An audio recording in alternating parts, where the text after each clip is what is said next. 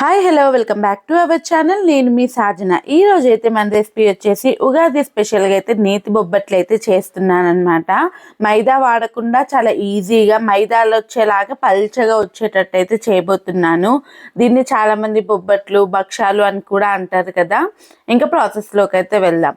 దానికైతే ముందుగా అయితే ఒక బౌల్లోకి అయితే 1.5 కప్పు దాకా అయితే గోధుమ పిండిని తీసుకోవాలి.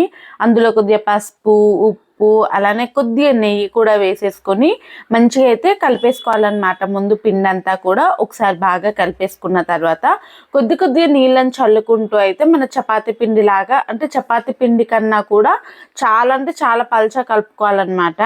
ఇలా మంచిగా అంతా కలిపేసుకున్న తర్వాత కొద్దిగా ఆయిల్ వేసేసుకొని మంచిగా ఇంకొకసారి కలుపుకోవాలన్నమాట. ఇలా కలుపుకోవడం వల్ల మనకి మైదా లాగా పైన అనేది లేయర్ అనేది కూడా చాలా స్మూత్గా వస్తుంది, పల్చగా వస్తుంది అనమాట. ఇంకా అందుకని ఇలా బాగా కలిపేసుకోవాలి. మీకు కన్సిస్టెన్సీ చూస్తే అర్థమైపోయి ఉంటుందండి. ఇంత మెత్తగా ఉంటే సరిపోతుంది. తర్వాత దాన్ని మూత పెట్టేసి పక్కన పెట్టుకోవాలి. తర్వాత అయితే కుక్కర్లోకి అయితే 1 కప్పు దాకా శనగపప్పు తీసేసుకొని 1కి 2 సార్లు నీట్గా అయితే వాష్ చేసేసుకోవాలి. తర్వాత అందులోనే ఒక 2 కప్పుల దాకా నీళ్ళని వేసుకొని మంచిగా ఒక 4 విజిల్స్ వచ్చాయంటే మన పప్పు మంచిగా రెడీ అయిపోతుంది అనమాట. ఇలా మొత్తం ప్రెషర్ అంతా పోయింది అని అన్నప్పుడు తీసేస్తే మన పప్పు అంతా మంచిగా ఉడికిపోయింది. ఇంకా దీన్ని మంచిగా డ్రైన్ అవుట్ చేసేసుకొని మిక్సీ జార్లోకి వేసుకొని అయితే స్మూత్గా అయితే బ్లెండ్ చేసేసుకోవాలన్నమాట. అంటే పలుకుల్లాగా లేకుండా మొత్తం స్మూత్గా అయ్యేంతలాగా అయితే చేసుకోవాలి. ఇది మిక్సీ చేసుకునేటప్పుడే 4 యాలకులు కూడా వేసుకున్నామంటే సరిపోతుందండి. ఇంకా మనం సపరేట్గా వేయనక్కర్లేదు. ఇలా స్మూత్ పేస్ట్ లాగా అయితే చేసేసుకోవాలి. ఆ తర్వాత కడాయిలోకి అయితే మీకు 1 కప్పు దాకా శనగపప్పు తీసుకుంటే 1.5 కప్పు దాకా అయితే సరిపోతుందండి బెల్లం. ఇది మీరు మైదా పిండితో చేస్తే ఏంటంటే 1 కప్పుకి 1 కప్పు అయితే సరిపోతుంది. ఇది నేను గోధుమ పిండితో చేశాను కాబట్టి 1 కప్పుకి 1.5 కప్పు దాకా బెల్లం అయితే తీసుకున్నాను. అందులో 1 కప్పు దాకా వాటర్ వేసుకొని మంచిగా బెల్లం అంతా కూడా కరిగేంత వరకు అయితే కరిగించుకోవాలి. తర్వాత మనం మిక్సీ చేసి పెట్టి శనగపప్పు పేస్ట్ ఉంటుంది కదా, అదైతే ఇందులో వేసేసుకొని మంచిగా అయితే ఉండలు లేకుండా అయితే నీట్గా కలుపుకుంటూ ఉండాలన్నమాట. లో టు మీడియం ఫ్లేమ్లోనే కలుపుకుంటూ ఉండాలి. హై ఫ్లేమ్లో పెడితే తొందరగా కింద అడుగంటేస్తుంది, పైన అనేది మనకు పాకం అనేది రాదు. ఇలా మొత్తం దగ్గరికి వచ్చేసింది, ఇంకా ప్యాన్ నుంచి సపరేట్ అయిపోతుంది అని అన్నప్పుడు అయితే ఇంకా స్టవ్ ఆఫ్ చేసుకొని పూర్తిగా చల్లార్చుకున్న తర్వాత అయితే చేతికి నెయ్యి పెట్టేసుకొని మంచిగా అయితే ఇవి పూర్ణాలలాగా అయితే చుట్టేసుకోవడమే అనమాట. ఇది మరీ గట్టిగా ఏం కాకుండా నార్మల్గా పూర్ణాలా చుట్టేసుకుంటే సరిపోతుంది. ఇలా అన్నిటినీ కూడా మనకి ఎంత సైజులో కావాలో అంత సైజులో అయితే పూర్ణం లాగా అయితే చుట్టేసుకోవాలి.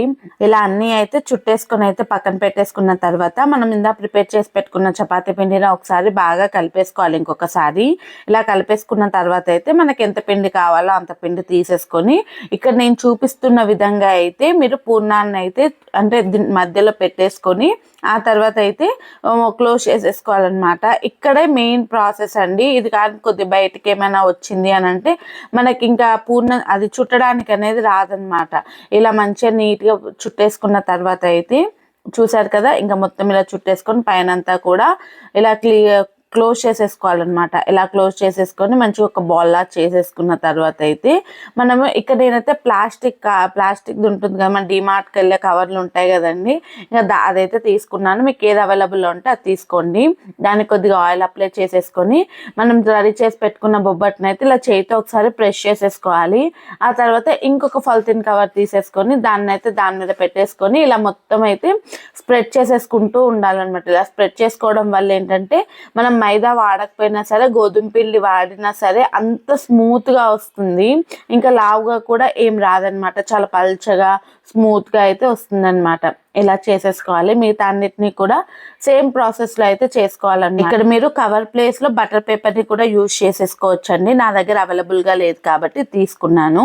ఆ తర్వాత పెనం మీద అయితే మంచిగా గీ అప్లై చేసేసుకొని మనం రెడీ చేసి పెట్టుకున్న బొబ్బట్టుని చాలా జాగ్రత్తగా వేసుకోవాలండి, లేదంటే ఇరిగిపోతుంది అనమాట. ఇలా అయితే జాగ్రత్తగా వేసుకున్నాక ఒక సైడ్ ఒక 2 నిమిషాలు కాలిన తర్వాత ఇంకొక సైడ్ ఇంకొక 2-3 నిమిషాలు కాల్చుకోవాలన్నమాట. ఇలా మధ్యలో నెయ్యి అప్లై చేసుకుంటూ కాల్చుకోవాలి. ఇలా కాల్చుకునేటప్పుడు ఏంటంటే చాలా కేర్ఫుల్గా కాల్చుకోవాలన్నమాట ఫస్ట్ తిప్పేటప్పుడు. లేదు అంటే మాత్రం అంటే మొత్తం ఇరిగిపోతుంది కదా, అందుకని చెప్పేసి చాలా కేర్ఫుల్గా చేసుకోవాలి. ఇంక ఇలానే మొత్తం బొబ్బట్లన్నిటిని కూడా మెల్లమెల్లగా అయితే ఇలా అయితే కాల్చుకోవాలన్నమాట. మీకు నెయ్యి ప్లేస్లో మీకు నెయ్యి ఫ్లేవర్ ఇష్టం లేదు అంటే ఆయిల్తో కూడా కాల్చుకోవచ్చు. ఇలానే మెత్తగానే వస్తాయండి, ఏం గట్టిగా ఏం రాదు. మైదా అనేది వాడకుండా ఇంత స్మూత్గా బొబ్బట్లు రెడీ చేసుకోవచ్చు అని అంటే ఇంకా మైదాతో పనేముంది చెప్పండి. ఇలా ఈజీగా ఇంట్లో ఈ ఉగాదికి హెల్తీగా అయితే బొబ్బట్లు అయితే తయారు చేయండి. ఇంతకీ మీకు ఎలా అనిపించింది? ఇంతకీ మీ ప్లేస్లో ఈ బొబ్బట్లని ఏమంటారు అన్నది కామెంట్ చేయండి. అలానే ఈ రెసిపీని మీరు ట్రై చేసి ఎలా వచ్చిందో కూడా కామెంట్ చేయండి. మీకు మీ కుటుంబ సభ్యులందరికీ కూడా ఉగాది శుభాకాంక్షలు. అలానే ఇంకో వీడియోతో ఇంకో రెసిపీతో నేను మీ ముందుంటాను. Signing of.